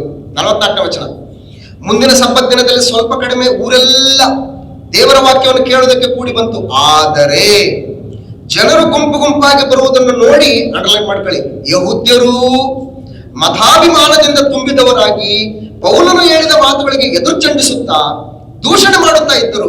ಆಗ ಪೌಲನೂ ಬಾರ್ನಬನು ಧೈರ್ಯದಿಂದ ಮಾತಾಡಿ, ಇಟ್ಸ್ ವೆರಿ ಇಂಪಾರ್ಟೆಂಟ್, ದೇವರ ವಾಕ್ಯವನ್ನು ಮೊದಲು ನಿಮಗೆ ಹೇಳುವುದು ಅವಶ್ಯವಾಗಿತ್ತು, ಆದರೆ ನೀವು ಅದನ್ನು ತಳ್ಳಿಬಿಟ್ಟು ನಿಮ್ಮನ್ನು ನಿತ್ಯ ಜೀವಕ್ಕೆ ಅಪಾತ್ರರೆಂದು ತೀರ್ಪು ಮಾಡಿಕೊಂಡಿದ್ದರಿಂದ. ಯಾರು ತೀರ್ಪು ಮಾಡಿದ್ದೀವಾಗ? ತಮ್ಮನ್ನು ತಾನೇ ಮಾಡ್ಕೊಂಡಿದ್ದಾರೆ, ಬೇರೆಯವ್ರು ಯಾರು ಮಾಡಿಲ್ಲ. ದೇವರ ಪಕ್ಷಪಾತಿ ಅಲ್ಲ, ಎಲ್ಲರಿಗೂ ಕೂಡ ಸುವಾರ್ತೆನ ಸಾರ್ತಾ ಇದ್ದಾನೆ. ಯಾರು ತಿರಸ್ಕಾರ ಮಾಡ್ತಾರೋ, ಯಾರು ಆ ಕಲ್ಲನ್ನು ಎಡುತ್ತಾರೋ, ಯಾರು ಆ ಕಲ್ಲಿನ ಮೇಲೆ ಮುಗ್ಗರಿಸಿ ಬೀಳ್ತಾರೋ, ತಮ್ಮನ್ನು ತಾವು ನಿತ್ಯ ಜೀವಕ್ಕೆ ಅಪಾತ್ರರಂತ ತೀರ್ಪು ಮಾಡಿಕೊಂಡಿದ್ರಿಂದ. ಈಗ ನಾವು ನಿಮ್ಮನ್ನು ಬಿಟ್ಟು ಎಲ್ಲಿ ಹೋಗ್ತೀವಿ? ನಾವು ಅನ್ಯಜನರ ಕಡೆಗೆ ಹೋಗ್ತೇವೆ. ನಾವು ಯಾಕೆ? ನೀವು ಅದನ್ನ ಏನ್ ಮಾಡಿದ್ರಿ? ಕಲ್ಲನ್ನ ಎಡವಿದ್ದೀರಿ. ನೀವು ಆ ಕಲ್ಲನ್ನ ನೀವು ಎಡವಿದ್ದೀರಿ, ನಿಮ್ಮನ್ನು ನೀವು ಅಪಾತ್ರದಿಂದ ನಿರ್ಣಯಿಸ್ಕೊಂಡಿದ್ದೀರಿ. ಹಾಗಾದ್ರೆ ಆ ಕಲ್ಲು ಎಂತದ್ದು? ಎಡವಿದ್ರೆ ಮುಗ್ಗರಿಸಿ ಬಿಡಿಸ್ತದೆ, ನಿಮ್ಮನ್ನ ಮುಗ್ಗರಿಸಿ ಬಿಡಿಸ್ತದೆ ಆ ಕಲ್ಲು ಅಂತ ಹೇಳಿ. ಅದಕ್ಕಾಗಿ ತಮ್ಮನ್ನು ತಾವು ನಿತ್ಯ ಜೀವಕ್ಕೆ ಅಪಾತ್ರರೆಂದು ತಾವೇ ತೀರ್ಪು ಮಾಡಿಕೊಂಡಿದ್ರು. ಅವರು ದೇವರ ವಾಕ್ಯವನ್ನು ನಂಬಲಲ್ಲದೆ ಇರುವುದರಿಂದ. ಪೇತ್ರನ ಬರೆದ ಮೊದಲ ಪತ್ರಿಕೆ 2:8 ವಚನ. ಅವರು ದೇವರ ವಾಕ್ಯವನ್ನು ನಂಬಲಲ್ಲದೆ ಇರುವುದರಿಂದ ಆ ಕಲ್ಲನ್ನು ಎಡವಿ ಬಿಡುತ್ತಾರೆ. ಅದಕ್ಕಾಗಿಯೇ ಅವರು ಏನಾಗಿದ್ದಾರೆ? ಅವರು ನೇಮಕವಾಗಿದ್ದಾರೆ. ತಮ್ಮನ್ನು ತಾವು ನಿತ್ಯ ಜೀವಕ್ಕೆ ಅಪಾತ್ರರಾಗುವುದಕ್ಕೋಸ್ಕರ ಕೆಲವು ಜನ ನೇಮಕ ಆಗಿದ್ದಾರೆ. ನೀವಾದರೂ ನಮಗ್ ಬರ್ತಾನೆ ನೋಡಿ, ನೀವಾದರೂ ಏನ್ ಮಾಡ್ಬೇಕು? ನಿಮ್ಮನ್ನು ಕತ್ತಲೊಳಗಿಂದ ಕರೆದು ತನ್ನ ಆಶ್ಚರ್ಯಕರವಾದ ಬೆಳಕಿನಲ್ಲಿ ಸೇರಿಸಿದ ತನ್ನ ಗುಣಾತಿಶಯಗಳನ್ನು ಪ್ರಚಾರ ಮಾಡುವವರಾಗುವಂತೆ ನಾವೇನ್ ಮಾಡ್ಬೇಕು? ದೇವರ ಗುಣಾತಿಶಯಗಳನ್ನ ಪ್ರಚಾರ ಮಾಡಬೇಕು. ಹೆಂಗ್ ಪ್ರಚಾರ ಮಾಡಬೇಕು? ನನ್ನ ಬದುಕಿನಿಂದ, ನನ್ನ ಆಲೋಚನೆಗಳಿಂದ, ನನ್ನ ನುಡಿ ಕ್ರಿಯೆಗಳಿಂದ ಪ್ರಚಾರ ಮಾಡು. ಅದಕ್ಕೆ ದೇವರು ನಿಮಗೆ ಏನ್ ಮಾಡಿದ್ದಾನೆ? ಅಂಧಕಾರದ ದೊರೆತನದಿಂದ ಬಿಡಿಸಿ ತನ್ನ ಪ್ರಿಯ ಕುಮಾರ ರಾಜ್ಯದೊಳಗೆ ಏನ್ ಮಾಡಿದ್ದಾನೆ? ಸೇರಿಸಿದ್ದಾನೆ. ಮತ್ತೇನ್ ಮಾಡ್ಬೇಕು ಇವಾಗ? ಜೀವನ ಜೀವಿಸ್ಬೇಕು. ನಿರ್ಜೀವ ಕಲ್ಲಾಗಬಾರ್ದು. ಯಾಕಂದ್ರೆ ಆತನೆಂತ ಕಲ್ಲು? ಜೀವವುಳ್ಳ ಕಲ್ಲು. ನಿನ್ನಲ್ಲೂ ಆ ಜೀವ ಇರಬೇಕು ಅಂತ ಹೇಳಿ ಕ್ರಿಸ್ತನ ಹೆಜ್ಜೆ ಜಾಡನ್ನು ಅನುಸರಿಸಬೇಕು. ಆತ ಎಲ್ಲೆಲ್ಲಿ ಹೆಜ್ಜೆ ಇಟ್ಟಿದಾನೋ ಹಂಗೆ ಹೆಜ್ಜೆಯನ್ನ ಇಟ್ಕೊಂಡು ಹೋಗ್ಬೇಕು. ಅದಕ್ಕೆ ನಿಮ್ಮನ್ನು ಕರೆದಿದ್ದಾನೆ, ಅದಕ್ಕೆ ನಿಮ್ಮನ್ನ ಸೇರಿಸಿದ್ದಾನೆ. ಆದ್ದರಿಂದ ದೇವರ ಆದುಕೊಂಡ ಜನಾಂಗ, ದೇವರು ನಿಮ್ಮನ್ನು ಆದ್ಕೊಂಡಿದ್ದಾನೆ. ಆದ್ಕೊಂಡಿದ್ದಾನೆ ಅಂದ್ರೆ ಅರ್ಥ ಏನು? ಆದ್ಕೊಂಡಿದ್ದಾನೆ ಅಂತಂದ್ರೆ ಚೂಸನ್. ನೀವು ತರಕಾರಿ ಮಾರುಕಟ್ಟೆಲೆಲ್ಲ ಹೋಗ್ತಿರಲ್ವಾ? ಸೀರೆ ಗೀರೆ ಪರ್ಚೇಸ್ ಮಾಡ್ತೀವಲ್ವಾ? ಹೆಂಗ್ ಪರ್ಚೇಸ್? ಯಾವ್ದೋ ಒಂದು ಕೊಡ್ರಿ ಅಂತ ಅನ್ನಲ್ಲ. ಒಂದು ಸೀರೆ ಪರ್ಚೇಸ್ ಮಾಡ್ಬೇಕಂತಂದ್ರೆ ಸ್ತ್ರೀಯರೆಲ್ಲರೂ ಇಷ್ಟು ಗುಡ್ಡೆ ಗಟ್ಟಲೆ ಸೀರೆನ ಸೆಲೆಕ್ಟ್ ಮಾಡಿ ಬೀಸಾಕಿರ್ತಾರೆ. ಅಷ್ಟಾದ್ರೂ ಕೂಡ ತೃಪ್ತಿ ಇರಲ್ಲ. ಏನೋ ಇಷ್ಟೆಲ್ಲ ಸೀರೆ ತೆಗೆದಾಕಿದೀವಲ್ಲ, ಯಾವ್ದೋ ಒಂದು ಪರ್ಚೇಸ್ ಮಾಡ್ಬೇಕು, ಇಲ್ಲಾಂದ್ರೆ ಬೇಜಾರ್ ಮಾಡ್ಕೊತಾನೆ ಅಂಗಡಿ ಓನರ್ ಅಂತ ಏನೋ ಒಂದು ಬೇಕೋ ಬೇಡ ಮನಸ್ಸಿನಿಂದ ತಗೊಂಡ್ ಬರುವಂತ ಸ್ತ್ರೀಯರು ಕೂಡ ಇದ್ದಾರೆ ಎಷ್ಟೋ ಜನ. ಸೊ ದೇವ್ರು ಹೆಂಗ್ ಮಾಡಿದ್ರೆ ನಮ್ಮನ್ನ ಅಂತಂದ್ರೆ ಯಾವ್ದೋ ಒಂದಂತೇಳಿ ಆರಿಸ್ಕೊಂಡಿಲ್ಲ, ನಮ್ಮನ್ನ ಆಯ್ದುಕೊಂಡಿದ್ದಾನೆ ಅಂತೇಳಿ ವಿಮೋಚನಕಾಂಡ ಪುಸ್ತಕ 19ನೇ ಅಧ್ಯಾಯದಲ್ಲಿ ದೇವರು ಇಸ್ರಾಯೇಲ್ ಪ್ರಜೆಗಳನ್ನ ಯಾವ ರೀತಿ ಆರಿಸ್ಕೊಂಡಿದ್ದಾನೆ ಅಂತೇಳಿ ನೋಡ್ಕೊಂಡು ಈ ಭಾಗನ ಮುಕ್ತಾಯ ಮಾಡೋದಕ್ಕೆ ಪ್ರಯತ್ನ ಮಾಡೋಣ. ವಿಮೋಚನಕಾಂಡ ಪುಸ್ತಕ 19ನೇ ಅಧ್ಯಾಯ 5ನೇ ವಚನ. ಈಗಿರಲಾಗಿ ನೀವು ನನ್ನ ಮಾತನ್ನು ಶ್ರದ್ಧೆಯಿಂದ ಕೇಳಿ ನಾನು ಮಾಡುವ ನಿಬಂಧನೆಯನ್ನು ಅನುಸರಿಸಿ ನಡೆದರೆ ನೀವು ಎಲ್ಲಾ ಜನಾಂಗಗಳಲ್ಲಿ ನನಗೆ ಸ್ವಕೀಯ ಜನರಾಗುವಿರಿ. ಸಮಸ್ತ ಭೂಮಿಯೂ ನನ್ನದಷ್ಟೇ. ನೀವು ನನಗೆ ಯಾಜಕ ರಾಜ್ಯವೂ ಪರಿಶುದ್ಧ ಜನವೂ ಆಗಿರುವಿರಿ. ಇವೇ ನೀನು ಇಸ್ರಾಯೇಲ್ರಿಗೆ ಹೇಳಬೇಕಾದ ಮಾತು.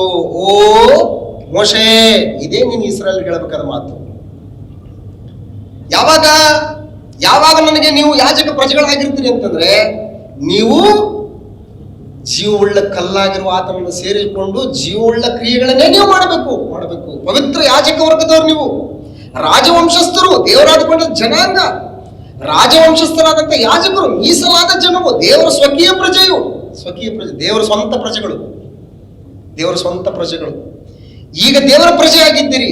ಮೊದಲು ನಾವು ವಾತ್ಸಲ್ಯ ಹೊಂದಿರಲಿಲ್ಲ, ಈಗೇನಾಗಿದೆ? ನಾವು ವಾತ್ಸಲ್ಯ ಹೊಂದಿದ್ದೀವಿ. This is identification. ಇದು ನಿಮ್ ಗುರುತು. ಅಪೋಸ್ತಲನಾದಂತ ಪೌಲನು ತಾನು ಅಪೋಸ್ತಲನು ಅನ್ನುವುದಕ್ಕೆ ಆತನಿಗೂ ಕೂಡ ಕೆಲವೊಂದು ಗುರುತುಗಳಿದ್ದುವಂತೆ. ಏನಾದ ಗುರುತುಗಳು ಅನ್ನೋದನ್ನ ಒಂದ್ಸರಿ ಗಮನಿಸಿದ್ರೆ, ಕ್ರಿಸ್ತನ ಸೇವೆಯಲ್ಲಿ ನನಗೆ ಅನೇಕ ಹಿಂಸೆಗಳು, ಕಷ್ಟಗಳು, ಕ್ರಿಸ್ತನ ನಿಮಿತ್ತವಾಗಿ ಉಂಟಾದಂತ ಹಿಂಸೆಗಳ ವಿಷಯದಲ್ಲಿ ಆತನ ಗುರುತುಗಳ ದೇಹದ ಮೇಲಿದ್ದಾವೆ ಅಂತ ಹೇಳ್ತಾನೆ. ನಾನು ಅಪೋಸ್ತಲ ಅನ್ನೋದಕ್ಕೆ ಇವೇ ನನ್ನ ಗುರುತುಗಳು ಅಂತ ಹೇಳ್ತಾನೆ. ಒಂದ್ಸಾರಿ ಗಮನಿಸಿ ಅದನ್ನ. Second Corinthians chapter 12, second Corinthians chapter 12 verse 11 and 12. Second Corinthians chapter 12 verse 11 and 12. ನಾನು ಹೀಗೆ ಬರೆದು ಬುದ್ಧಿಹೀನನಾದೆನು, ಅದಕ್ಕೆ ನೀವೇ ನನ್ನನ್ನು ಬಲವಂತ ಮಾಡಿದಿರಿ. ನಿಮ್ಮಿಂದಲೇ ನನ್ನ ಹೊಗಳಿಕೆ ಉಂಟಾಗಬೇಕಾಗಿತ್ತು.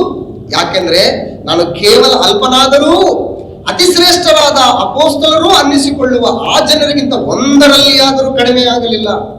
12ನೇ ವಚನ ವೆರಿ ಇಂಪಾರ್ಟೆಂಟ್. ನಾನು ಹಿಂಸೆಯನ್ನು ಸ್ಥಿರ ಚಿತ್ತದಿಂದ ತಾಳಿಕೊಳ್ಳುವುದರಲ್ಲಿಯೂ, ಸೂಚಕ ಕಾರ್ಯಗಳನ್ನು, ಅದ್ಭುತಗಳನ್ನು, ಮಹತ್ಕಾರ್ಯಗಳನ್ನು ನಡೆಸಿದ್ದರಲ್ಲಿಯೂ ಅಪೋಸ್ತಲನಿಗೆ ಇರತಕ್ಕ ಲಕ್ಷಣಗಳು ನಿಮ್ಮ ಮಧ್ಯದಲ್ಲಿ ತೋರಿದವು ಅಂತೇಳಿ. ಅಪೋಸ್ತಲನಿಗೆ ಇರತಕ್ಕಂಥ ಲಕ್ಷಣಗಳು ನಿಮ್ಮ ಮಧ್ಯದಲ್ಲಿ ತೋರಿದವೆ ಅಂತ ಹೇಳ್ತಾರೆ. ಹೆಂಗ್ ತೋರಿದವೆ? 12ನೇ ವಚನ. ಹಿಂಸೆಯನ್ನ ಏನ್ ಮಾಡಿದೀನಿ ನಾನು? ಸ್ಥಿರಚಿತ್ತದಿಂದ ತಾಳಿಕೊಂಡಿದ್ದೀನಿ. ಹಿಂಸೆಯನ್ನ ಸ್ಥಿರಚಿತ್ತದಿಂದ ತಾಳ್ಕೊಂಡಿದ್ದೀನಿ. ತಿರಸ್ಕಾರನ್ನ ಬಹಳ ಸ್ಥಿರಚಿತ್ತದಿಂದ ತಾಳ್ಕೊಂಡಿದ್ದೀನಿ. ಪೌಲನನ್ನ ತುಂಬಾ ಜನ ಏನಂತಿದ್ರು ಗೊತ್ತಾ? ಹಂಗೆ ಆತ ಅಪೋಸ್ತಲರು ಯಾರು? ಯೇಸು ಕ್ರಿಸ್ತನ ದೀಕ್ಷಾಸ್ನಾನ ಮಾಡಿಸಿಕೊಂಡದ್ದು ಮೊದಲುಗೊಂಡು ಆತನ ಸತ್ತು ಹೂಣಲ್ಪಟ್ಟು ಪರಲೋಕಕ್ಕೆ ಆಹಾರವಾಗುವವರೆಗೂ ಕೂಡ ಆತನ ಜೊತೆಲಿ ಇದ್ದವ್ರು ಯಾರು? ಅವರ ಅಪೋಸ್ತಲರು. ಅವ್ರಿಗಿರ್ತಕ್ಕ ಗುಣಲಕ್ಷಣ. ಮತ್ತೆ ಪೌಲ ಹೆಂಗ ಅಪೋಸ್ತಲ? ಹಾಗಾಗಿ ಪೌಲ ಅಪೋಸ್ತಲ ಅಲ್ಲ ಅಂತೇಳಿ ಆತನ ಅಪೋಸ್ತಲತನದ ಮೇಲೆ ಕ್ವಶನ್ಸ್ಗಳು. ಇದೇನು ಕೇಳಕ್ಕೆ ತುಂಬಾ ಈಸಿಯಾಗಿರುತ್ತೆ. ಯಥಾರ್ಥವಾಗಿ ದೇವರ ವಾಕ್ಯಕ್ಕನುಸಾರವಾಗಿ ಬೋಧನೆ ಮಾಡುತ್ತಾ ಬೋಧನೆ ಪ್ರಕಾರ ಜೀವಿಸ್ತಕ್ಕಂತಹ ಒಬ್ಬ ಸಹೋದರನನ್ನ ಅವನ ಕ್ರಿಸ್ತ ವಿರೋಧಿ, ಅವನ ಆಂಟಿ ಕ್ರೈಸ್ಟು, ಅವನ ಬೋಧನೆ ತಪ್ಪು, ಅವನು ಸುಳ್ಳು ಬೋಧಕ ಅಂತಂದ್ರೆ ಮನಸ್ಸಿಗೆ ಎಷ್ಟು ನೋವಾಗುತ್ತೆ ಗೊತ್ತಾ? ಅದು ಒಂದೇಟು ಹೊಡೆದ್ರೆ ಏನು ಶರೀರಕ್ಕೆ ಒಂದ್ ಸ್ವಲ್ಪ ನೋವಾಗ್ಬೋದು, ಆದ್ರೆ ಮನಸ್ಸಿಗೆ ಆಗೋ ಗಾಯಗಳಿದೆಯಲ್ಲ ಅವು ಬಹಳ ಪೆಟ್ಟು ಕೊಡ್ತವೆ, ಬಹಳ ನೋವು ಉಂಟು ಮಾಡ್ತವೆ. ಸೊ ಹಾಗಾಗಿ ಪೌಲನಿಗೆ ಇಂತಿಂತ ತಿರಸ್ಕಾರಗಳು, ಇಂತಿಂತ ಹಿಂಸೆಗಳು. ಅದಕ್ಕೆ ಹೇಳ್ತೇನೆ, ಹಿಂಸೆಯನ್ನು ಸ್ಥಿರಚಿತ್ತದಿಂದ ತಾಳಿಕೊಳ್ಳುವುದರಲ್ಲಿಯೂ, ಸೂಚಕ ಕಾರ್ಯಗಳನ್ನು, ಅದ್ಭುತ ಕಾರ್ಯಗಳನ್ನು, ಮಹತ್ ಕಾರ್ಯಗಳನ್ನು ನಡೆಸಿದ್ದರಲ್ಲಿಯೂ. ಅದ್ಭುತ ಕಾರ್ಯ, ಸೂಚಕ ಕ್ರಿಯೆ ಮಾಡೋದಕ್ಕೆ ಎಲ್ಲರ ಕೈಲಿ ಆಗಲ್ಲ. ಯಾರ ಕೈಲಿ ಆಗತ್ತೆ? ಅಪೋಸ್ತಲರಿಗೆ ಮಾತ್ರ. ಅಪೋಸ್ತಲರು ಯಾರ ಮೇಲೆ ಕೈಗಳನ್ನು ಇಡ್ತಾರೋ ಅವ್ರ ಮೇಲೆ ಮಾತ್ರ ಈ ಕೆಲಸ ಇವು ಮಾಡಕ್ ಸಾಧ್ಯ ಹೊರತಾಗಿ ಬೇರೆಯವ್ರು ಯಾರಿಗೂ ಕೂಡ ಇವುಗಳನ್ನು ಮಾಡೋದಕ್ಕೆ ಆಗಲ್ಲ. ಸೊ ಇಂಥ ಗುರುತುಗಳು, ಅಪೋಸ್ತಲರಿಗೆ ಇರತಕ್ಕಂಥ ಲಕ್ಷಣಗಳು ನಿಮ್ಮ ಮಧ್ಯದಲ್ಲಿ ತೋರಿದವೆ. ಮತ್ತೆ ನಮ್ಮ ಗುರುತುಗಳು ಯಾವುದು? ನಾವು ದೇವರ ಪ್ರಜೆಗಳೆಂಬಂತ ಗುರುತು ನಮ್ಮಲ್ಲಿ ಕಾಣಿಸ್ತಾ ಇದೆಯಾ? ಗುರುತೆಂಬಂತ ಕಾಣಿಸ್ತಾ ಇದೆಯಾ? ಸೊ ಅದಕ್ಕೆ ಪೇತ್ರನ ಹೇಳ್ತಕ್ಕಂಥ ವಿಶೇಷವಾದ ಮಾತು ಏನಂತಂದ್ರೆ, ಸೊ ಹಾಗಾಗಿ ಪವಿತ್ರೀಕರಣ, ನಿಮ್ಮನ್ನ ಪರಿಶುದ್ಧರಾಗಿರುವುದಕ್ಕೋಸ್ಕರ ದೇವರು ಏನ್ ಮಾಡಿದೆ? ನಿಮ್ಮನ್ನ ಆರಿಸ್ಕೊಂಡಿದ್ದಾನೆ. ಸೊ ಹಾಗಾಗಿ ನೀವು ದೇವರ ಪ್ರಜೆಗಳು ಅನ್ನುವಂಥ ಗುರುತು ನಿಮಗೆ ಕೊಟ್ಟಿದ್ದಾನೆ. ಆ ಗುರುತನ್ನು ನೀವು ಕಾಪಾಡಿಕೊಳ್ಳಿ. ಸೊ ಹಾಗಾಗಿ ನೀವು ಜೀವಳ ಕಲ್ಲಾಗಿರುವ ಆತನನ್ನು ಸೇರಿಕೊಂಡಿದ್ದೀರಿ. ಆ ಕಲ್ಲನ್ನು ಮನುಷ್ಯರು ನಿರಾಕರಿಸಿದ್ರು, ದೇವರದನ್ನು ಆಯಲ್ಪಟ್ಟದ್ದು ಮಾನ್ಯವಾದದ್ದು ನೆನೆಸಿದನು. ನೀವು ಸಹ ಜೀವಳ ಕಲ್ಲುಗಳಾಗಿದ್ದು ಆತ್ಮ ಸಂಬಂಧವಾದ ಮಂದಿರವಾಗಲಿಕ್ಕೆ ಕಟ್ಟಲ್ಪಡ್ತಾ ಇದ್ದೀರಿ. ಯೇಸು ಕ್ರಿಸ್ತನ ಮೂಲಕ ದೇವರಿಗೆ ಸಮರ್ಪಕವಾದಂತಹ ಆತ್ಮೀಯ ಯಜ್ಞಗಳನ್ನು ಸಮರ್ಪಿಸುವುದಕ್ಕೆ ಪವಿತ್ರ ಯಾಜಕ ವರ್ಗದವರಾಗಿದ್ರಿ. ಆ ಯಜ್ಞಗಳನ್ನು ನೀವು ಸಮರ್ಪಿಸಿ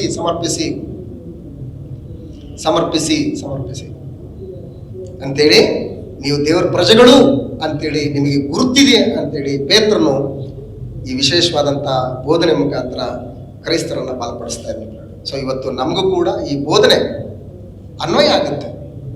ನಾವು ಕೂಡ ಮನುಷ್ಯರಿಂದ ನಿರಾಕರಿಸಲ್ಪಟ್ಟರು ಕೂಡ ದೇವರಿಂದ ನಾವೇನಾಗಿದ್ದೀವಿ? ನಾವು ಆಯಲ್ಪಟ್ಟಿದ್ದೀವಿ. ದೇವರು ನಮ್ಮನ್ನು ಆಡ್ಕೊಂಡಿದ್ದೀವಿ. ಮೊದಲು ನಾವು ವಾತ್ಸಲ್ಯ ಇದ್ದಿಲ್ಲ, ಈಗ ನಮಗೇನಾಗಿದೆ? ವಾತ್ಸಲ್ಯ ಇದೆ. ದೇವರು ನಮ್ಮನ್ನು ಪ್ರೀತಿ ಮಾಡ್ತಾ ಇದ್ದಾರೆ. ಮಗ, ನಾನಿದ್ದೀನಿ ನಿನ್ನ ಜೊತೆಗೆ, ನಾನಿದ್ದೀನಿ. ರೋಮ ಪತ್ರಿಕೆಯಲ್ಲಿ ಹೇಳ್ತಾನೆ 8ನೇ ಅಧ್ಯಾಯದಲ್ಲಿ, ಸ್ವಂತ ಮಗನನ್ನೇ ನಮಗೋಸ್ಕರ ಕೊಟ್ಟ ಮೇಲೆ ಇನ್ನೇನಿದೆ ಅದನ್ನು ಕೊಡಕ್ಕೆ? ಸ್ವಂತ ಮಗನನ್ನೇ ನಮಗೆ ಕೊಟ್ಟಿದ್ದಾನೆ. ಎಷ್ಟು ಪ್ರೀತಿ ತೋರಿಸಿದ್ದಾನೆ ನಮಗೆ ದೇವರು ಲೋಕದ ಮೇಲೆ, ಎಷ್ಟೋ ಪ್ರೀತಿಯನ್ನು ಇಟ್ಟು ಅಂತ ಹೇಳ್ತಾರೆ. ಸೊ ಹಾಗಾಗಿ ಓ ಸಹೋದರ ಸಹೋದರಿ, ಧೃತಿಗೆಡಬೇಡ. ಮನುಷ್ಯರು ನಿನ್ನನ್ನು ತಿರಸ್ಕಾರ ಮಾಡಿದ್ರೆ, ಮನುಷ್ಯರು ನಿನ್ನನ್ನು ನಿರಾಕರಿಸಿದ್ರೆ, ಮನುಷ್ಯರು ನಿನ್ನನ್ನು ಅಲಕ್ಷ್ಯಕ್ಕೊಳಪಡಿಸಿದ್ರೆ ನೀನ್ ಧೃತಿಗೆಡಬೇಡ, ನೀನ್ ಬೇಜಾರು ಮಾಡ್ಕೋಬೇಡ. ಅಯ್ಯೋ ನನಗೆ ಯಾಕೆ ಹಿಂಗೆ ಅಂತ ಅನ್ಬೇಡ. ಲೇಳ ಒಂದ್ಸರಿ ಗಮನಿಸು. ಲೇಳ ಒಂದು ಚರಿತ್ರೆ ಓದಿ, ಮನೇಲಿ ಕೂತ್ಕೊಂಡು ಓದಿ, ಎಷ್ಟು ಚೆನ್ನಾಗಿ ಓದಿ. ಲೇಳ ಎಷ್ಟು ದುಃಖ ಪಡ್ತಿರ್ತಾಳೆ ಗೊತ್ತಾ? ಆಕೆ ಒಂದೊಂದು ಮಗು ಹುಟ್ಟಿದಾಗ ಏನಂತ ಹೆಸರಿಡ್ತಾಳೆ ಗೊತ್ತಾ? ಮಗುಗೆ ಏನಂತ ಹೆಸರಿಡ್ತಾಳೆ ಗೊತ್ತಾ? ಆ ಮಗು ಹೆಸರು ಏನು, ಆ ಮಗು ಹೆಸರು ಇಡ್ಬೇಕಂದ್ರೆ ಆ ಹೆಸರು ರೂಬೇನು, ಸಿಮಿಯೋನು, ಗಾದು, ಯಹೂದ, ನಫ್ತಾಲಿ, ಈ ಹೆಸರು ಇಡ್ಬೇಕಾದ್ರೆ ಯಾತಕ್ಕೋಸ್ಕರ ಈ ಹೆಸರಿಟ್ಟೆ ಅಂತ ಹೇಳ್ಬಿಟ್ಟು ಹೇಳ್ತಾಳೆ. ಅಷ್ಟು ನೋವನ್ನು ಅನುಭವಿಸಿರ್ತಾಳೆ, ಅಷ್ಟು ನೋವು ಅನುಭವಿಸ. ಮನುಷ್ಯರಿಂದ ನಿರಾಕರಿಸಲ್ಪಟ್ಟರು ಕೂಡ ದೇವರಿಂದ ನಿರಾಕರಣೆ ಒಳಗಾಗಲ್ಲ. ಹಾಗಾಗಿ ಇದು ದೇವರ ಪ್ರಜೆಗಳ ಮತ್ತು ಗುರುತು, ನಿಮಗೆ ಗುರುತು. ಮನುಷ್ಯರೆಲ್ಲರೂ ನಮ್ಮನ್ನು ಏನ್ ಮಾಡ್ಬೇಕು, ತಿರಸ್ಕಾರ ಮಾಡ್ಲೇಬೇಕು. ನಮ್ಮನ್ನು ಇವತ್ತು ತಿರಸ್ಕಾರ ಮಾಡಿದ್ರೆ ನಾನು ಯಾರ ದೃಷ್ಟಿಲಿ ಇದ್ದೀನಿ, ನಾನು ದೇವರ ದೃಷ್ಟಿಯಲ್ಲಿ ಇದ್ದೀನಿ ಅಂತ ಅರ್ಥ. ನಾನು ಮನುಷ್ಯರ ದೃಷ್ಟಿಯಲ್ಲಿ ಇರೋದಕ್ಕಿಂತ ದೇವರ ದೃಷ್ಟಿಯಲ್ಲಿರುವಂಥದ್ದು ಬಹಳ ಉತ್ತಮ. ದಾವಿದ ಒಂದು ತಪ್ಪು ಮಾಡ್ತಾನೆ, ಮುಗಿಸ್ಬಿಡೋಣ. ದಾವಿದ ಒಂದು ತಪ್ಪು ಮಾಡ್ತಾನೆ, ಕಾನೇಶುಮಾರಿ ಮಾಡಿಸ್ಬಿಡ್ತಾನೆ, ಇಸ್ರಾಯೇಲ್ ಪ್ರಜೆಗಳನ್ನ ಕೌಂಟ್ ಮಾಡಿಸ್ಬಿಡ್ತಾನೆ. ಕೌಂಟ್ ಮಾಡಿಸಿದ್ಮೇಲೆ ಏನಿದು ನೀನು ಮಾಡಿದ್ದ ದಾವಿದ, ಯಾಕೆ ಇದನ್ನೆಲ್ಲ ಮಾಡ್ಸಕ್ ಹೋದಿ ಅಂತೇಳಿ ಪ್ರವಾದಿ ಮುಖಾಂತರ ಆ ಸಂದೇಶನ ಕೇಳಿದಾಗ, ಅಯ್ಯೋ ನಾನು ತಪ್ಪು ಮಾಡ್ಬಿಟ್ಟೆ ನಾನು ಅಂತ ಹೇಳಿದಾಗ, ಸರಿ ತಪ್ಪಿಗೊಂದು ಶಿಕ್ಷೆ ಇದೆ. ಏನ್ ಶಿಕ್ಷೆ ಅಂತಂದ್ರೆ, ನೋಡು ಈ ರೀತಿ ಬರಗಾಲ ಬರ್ತದೆ, ಆ ಬರಗಾಲನ ಫೇಸ್ ಮಾಡ್ಕೊ. ಇಲ್ಲ ಅಂತಂದ್ರೆ ಅನಾರೋಗ್ಯಕರವಾದಂತ ಒಂದು ಪರಿಸ್ಥಿತಿಗಳು ಬರ್ತವೆ, ಅದನ್ನಾರ ಫೇಸ್ ಮಾಡ್ಕೊ. ಇಲ್ಲ ಯೆಹೋವನ ಕೈಯಲ್ಲಿ ನೀನು ಸಿಕ್ಕಿ ಬೀಳು ಅಂತ ಹೇಳ್ಬಿಟ್ಟು 3 ಆಪ್ಷನ್ ಇಡ್ತಾರೆ. ಆಗ ದಾವೀದ ಏನಂತ ಗೊತ್ತಾ, ನಾನು ಯಾರ ಕೈಯಲ್ಲೂ ಬೇಡ, ದೇವ್ರ ಕೈಯಲ್ಲಿ ಏನ್ ಮಾಡ್ತೀನಿ, ನಾನು ಬೀಳ್ತೀನಿ. ಯಾಕಂದ್ರೆ ಆತನ ಕರುಣಾಮಯನು, ನನ್ನ ಸ್ಥಿತಿ ಏನಂತ ಗೊತ್ತು, ನಾನು ತಪ್ಪು ಮಾಡಿದ್ದೀನಿ ಇಲ್ಲ ಅಂತಿಲ್ಲ. ಯಾಕಂದ್ರೆ ಆತ ಕರುಣಾಮಯ, ಕನಿಕರ ಉಳ್ಳಂತ ಆತನ ಶಿಕ್ಷೆ ಕೊಟ್ರೆ ಆತನ ಗೊತ್ತು ನನಗೆ ಎಷ್ಟು ಶಿಕ್ಷೆ ಕೊಡ್ಬೇಕು, ಇವನ್ ಕೆಪಾಸಿಟಿ ಎಷ್ಟು ಅಂತೇಳಿ ನನಗೆ ಆತನ ಗೊತ್ತು. ಹಾಗಾಗಿ ನಾನು ಯಾವುದಿಲ್ಲ, ದೇವ್ರ ಕೈಯಲ್ಲೇ ಬೀಳ್ತೀನಿ, ನಾನು ಆತನ ಕೈಯಲ್ಲೇ ಬೀಳ್ತೀನಿ ನಾನು ಅಂತ ಹೇಳ್ತಾರೆ. ಸೊ ಹಾಗಾಗಿ ದೇವರ ಕರುಣಾಮಯನು ನಮ್ಮನ್ನು ಕನಿಕರಿಸ್ತಾ ಇದ್ದಾನೆ, ಕೃಪೆ ತೋರಿಸ್ತಾ ಇದ್ದಾನೆ, ನಾವು ಮಾನ್ಯವಾದವರು ಅಂತ ಎಣಿಸ್ತಾ ಇದ್ದಾನೆ, ಮುಖ್ಯವಾದ ಮೂಲೆಗಳಿಗೆ ನಾವು ಸೇರಿಸಲ್ಪಟ್ಟಂತ ಜೀವಳ ಕಲ್ಲು ಅಂತ ಹೇಳಿಬಿಟ್ಟು ಎಣಿಸ್ತಾ ಇದ್ದಾನೆ. ಹಾಗಾಗಿ ಧೈರ್ಯವಾಗಿರು, ನೀನ್ ದೇವರ ಪ್ರಜೆ. ನೀನು ಮೊದಲು ನೀನು ವಾತ್ಸಲ್ಯ ಹೊಂದಿದ್ದಿಲ್ಲ, ಈಗ ವಾತ್ಸಲ್ಯ ಹೊಂದಿದ್ದಿ. ದೇವರು ನಿನ್ನನ್ನ ತನ್ನ ಮಗಳು ಅಂತ ಸ್ವೀಕಾರ ಮಾಡಿದ್ದಾನೆ, ಪ್ರಜೆ ಅಂತ ಸ್ವೀಕಾರ ಮಾಡಿಲ್ಲ. ನನ್ನ ಮಗಳು ಅಂತ ಹೇಳ್ಬಿಟ್ಟು ಸ್ವೀಕಾರ ಮಾಡಿದ. ಎಂಥ ಪರಿಸ್ಥಿತಿಗಳು ಬರಲ್ಲ, ಧೃತಿಗೆಡಬೇಡಿ. ದೇವರಿಗೆ ಯಾವ ಸ್ಥಾನ? ಫಸ್ಟ್ ಸ್ಥಾನ. ಅದ್ವಿತೀಯ ದೇವರಿಗೆ ಅದ್ವಿತೀಯ ಸ್ಥಾನ, ಆಮೇಲೆ ಎಲ್ಲ. ಸೊ ಅಂಥವ್ರನ್ನೇ ಇವತ್ತು ದೇವರು ಏನ್ ಮಾಡ್ತಾ ಇದ್ದಾನೆ, ಅಪೇಕ್ಷೆ ಮಾಡ್ತಾನೆ. ಅಂತ ಗುರುತನ್ನು ಇವತ್ತು ನಮಗೆ ಕೊಟ್ಟಿದ್ದಾನೆ. ಇಂಥ ಗುರುತನ್ನು ದಯಪಾಲಿಸದಂತ ಪರಮ ತಂದೆಗೆ ನಮ್ಮ ಕರ್ತನಾದ ಯೇಸು ಕ್ರಿಸ್ತನ ಮೂಲಕ ಕೃತಜ್ಞತಾ ಸ್ತುತಿ ಸ್ತೋತ್ರಗಳನ್ನು ಸಮರ್ಪಿಸಿ ಈ ವಾಕ್ಯ ಭಾಗವನ್ನು ಮುಕ್ತಾಯ ಮಾಡೋಣ. ಕಾರ್ಯಕ್ರಮದ ಮುಂದಿನ ಭಾಗ